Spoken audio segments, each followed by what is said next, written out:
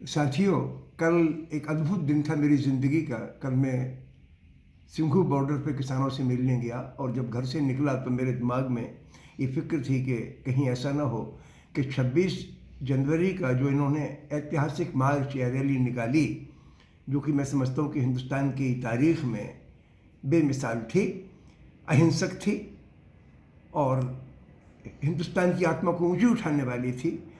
लेकिन चूँकि मीडिया का और सरकार का रुख उसके ख़िलाफ़, वही बार बार आईटीओ और लाल किले की छोटी सी वारदात को ऐसा बढ़ा चढ़ा के बोल रहे थे ताकि उसको ओवर शेडो करे और किसानों का हौसला पस्त हो।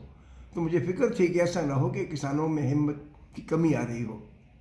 इसलिए आपसे मैं कल टिकरी बॉर्डर गया, सिंघू बॉर्डर गया, 10 बजे पहुंचा और जैसे ही मैं वहाँ पहुंचा और मैंने किसानों से बातचीत की तो किसानों का खुलापन देख के, जितने अपनेपन से उन्होंने मेरी एक एक बात को समझा और उससे बिल्कुल जैसे रेजोनेट कर गई, उनकी आत्मा से वही आवाज़ निकली कि हमारा कतई कोई इरादा किसी चीज़ को गलत तरीके से पेश करने का था ही नहीं। हमने तो, हमारा कोई लेना देना नहीं था किसी भी डिस्टर्बेंस से, वैसे भी डिस्टर्बेंस हुआ नहीं और जो थोड़ा बहुत हुआ वो हमारा तो उसे कोई लेना देना था नहीं। ये तो सरकार और मीडिया हमें बदनाम करने पर तुले हैं।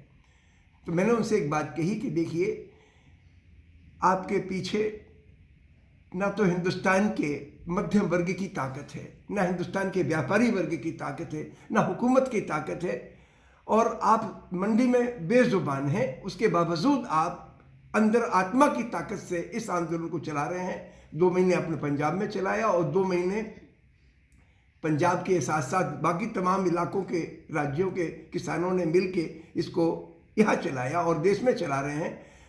और सब जगह टोटली अहिंसक आंदोलन है। इसमें किसी व्यक्ति से घिरना नहीं। आपको तो कानूनों का खोट मालूम पड़ गया है कि कानून तो हमारी जड़ें खोद देंगे, कब्र खोद देंगे, लिहाजा आप उसके खिलाफ लड़ रहे हैं।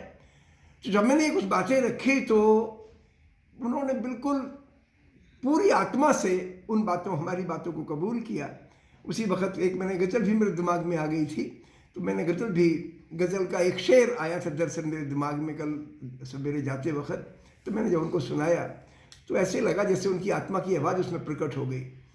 फिर मैं उसके आगे जब आगे बढ़ा तो लोगों से मिलने लगा।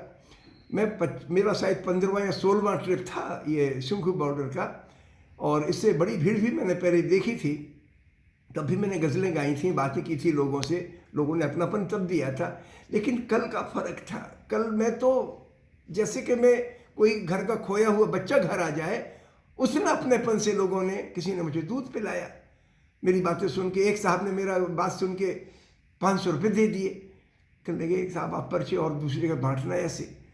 मैं दंग रह गया। किसान जो बेचारा एक एक पैसा मुश्किल से पैदा करता है और वो आदमी 500 रुपये मुझे दिए। मैंने बहुत जिद की ना, मैंने कहा नहीं मुझे पैसे की ज़रूरत नहीं है, ये आपका काम मैं वैसे ही कर रहा हूँ। बोले ना ना ना ना, आप तो जो काम कर रहे हैं वो देश को ऊंचा उठाने का कर रहे हैं, हमारा ही काम कर रहे हैं आप।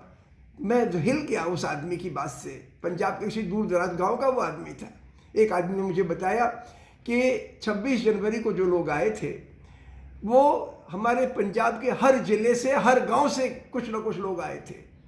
हजारों की तादाद में ट्रैक्टर आए थे और लाखों की तादाद में लोग आए थे।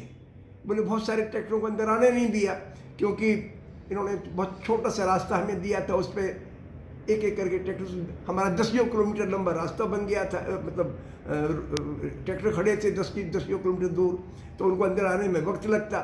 तो हम तो सोच रहे थे कि जितना हमारा हम कर सकते थे उससे सिर्फ 15% कर पाए, हम तो उससे ज़्यादा करना चाहते थे। ऐसा करते करते बुजुर्ग साहब गए और अपने यहाँ से बोला कि भैया दूध चाय लाओ। मैंने कहा मैं चाय पीता नहीं। अरे बोले दूध लाओ। मैंने कहा मैं दूध में पी के आया, ज़रूरत नहीं है। फिर भी एक साहब गिलास में दूध भर के ले आए।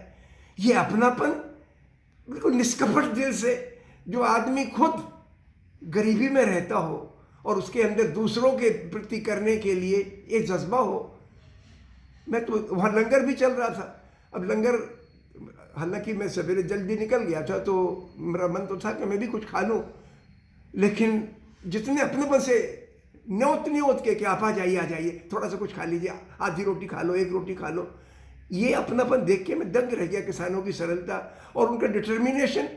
फिर मैं जब वहाँ पर एक दूसरे 2 मंच बने हुए हैं उधर, तो दूसरे मंच पर जब पहुँचा तो वहाँ मंच पे कार्रवाई चालू हो चुकी थी, कुछ लोग बोल रहे थे। मैंने कहा कि अगर मुझे वक्त दें तो मैं एक शेर सुनाऊं और एक 4 मिनट बात करूं, 5 मिनट का वक्त दे दीजिए। उन्होंने मुझे 5 मिनट का वक्त दिया, तो मैंने शेर सुनाया। वो शेर ये था, ज़मीन खोद के सोना उगाने वाले हैं, अनाज और दूध की नदियाँ बहाने वाले हैं।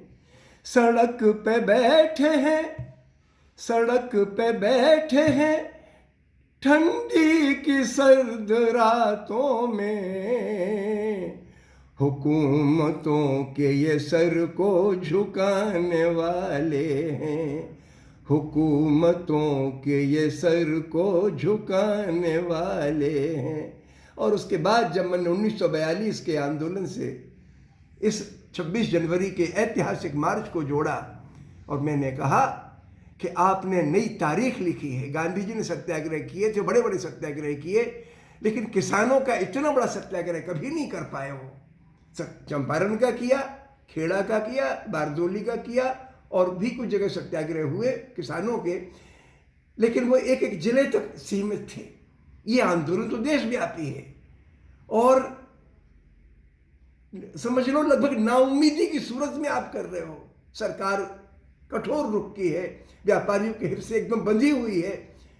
आपको लग रहा है जैसे चट्टान से सर मार रहे हो, लेकिन हिम्मत है आपके अंदर, यही सत्यनिष्ठा आपको आगे ले जाएगी। और चूंकि सरकार आपके खून पसीने की कमाई पर पलती है, ये व्यापारी सारे के सारे चाहे वो कारखाने हो तो पूरा कच्चा माल, खेतों का कच्चा माल, खदानों का कच्चा माल, जंगलों का कच्चा माल आप ही पैदा करके उनको देते हो, उनके खदान कारखानों को आप ही चलाते हो। लिहाजा इनको झुकना पड़ेगा। आप सच पर टिके रहो, और उनमें हिम्मत है। तो मुझे तो कितना सुकून मिला जब मैं वहाँ से लौट कर आया, तो बहुत हिम्मत लेके आया। और मैं चाहता हूँ कि हमारे मध्यम वर्ग के लोग, शहर के लोग इस बात को समझें और किसानों के साथ आगे आएँ। बहुत बहुत शुक्रिया।